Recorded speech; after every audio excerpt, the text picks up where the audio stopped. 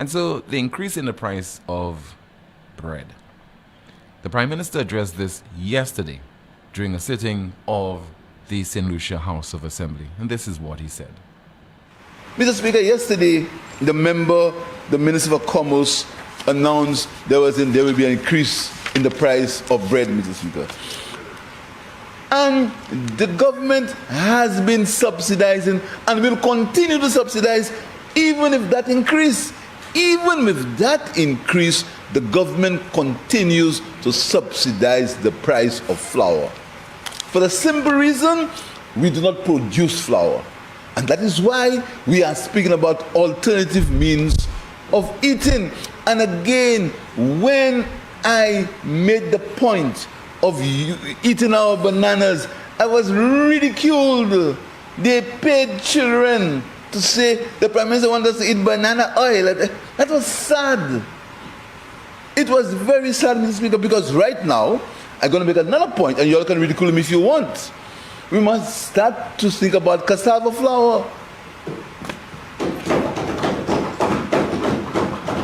You see, Mr. But that short-sightedness and that failure to understand that you've lost government, that's what causes things to happen. Because with the increase, the escalation in the price of flour, let's think about cassava flour and banana flour. This is what we have to look into. This is called import substitution. But if you continue, instead of educating people, if you continue to try to make political mileage because you believe that this is a soft underbelly of the government, you will not survive. Because if you get the government, the price will still be the same. I think Sanusians should really unite around one particular issue. And that is the Prime Minister is taking the intelligence for granted. The Prime Minister, I think, is of the impression that he could delude people in any direction that he wants. He speaks about cassava flour. Is this feasible? Is this workable? Can it be done in St. Lucia? Who will lead the effort? Is it a case of that should be led by the private sector or the government? The Ministry of Commerce can provide some level of support. Has the Prime Minister taken the lead on this, try to find some investors?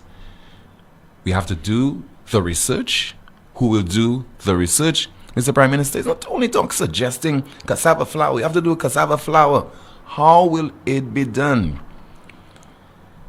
Will it come at a greater cost to the consumer? What kind of financial benefits will it bring to the people of this country? Will it be palatable to most people, to our visitors, etc.? So it's not suggesting things, out of the blue, cassava flour. Yeah. But you speaking as if you an ordinary individual. You're not speaking as somebody who is informed. You are not providing specifics when you are just making blanket statements. Cassava flour, and that's it. Who will produce it? Moments later. Kimani, you have something to go through in the chat room? Someone saying, my brother, there is cassava flour available. Ask Central Bakery where they get it from. Please, TiM, stop being divisive. My car hasn't got an FAR, but I have a lot of interest in agriculture. I had to go to Trinidad because I wanted to instill in my minister and to show the world that St. Lucia was interested in agricultural diversification. And that's why I had to come here. Because as you know, guys, the crops, the byproducts of cassava are phenomenal. Prime Minister Honorable Philip JPM was on hand to cut the ribbon and officially open a new cassava processing plant in Angers-Micoud. The new facility is poised to further diversify the local agro-processing industry and paves the way for St. Lucian manufactured cassava byproducts to enter the local, regional, and international markets.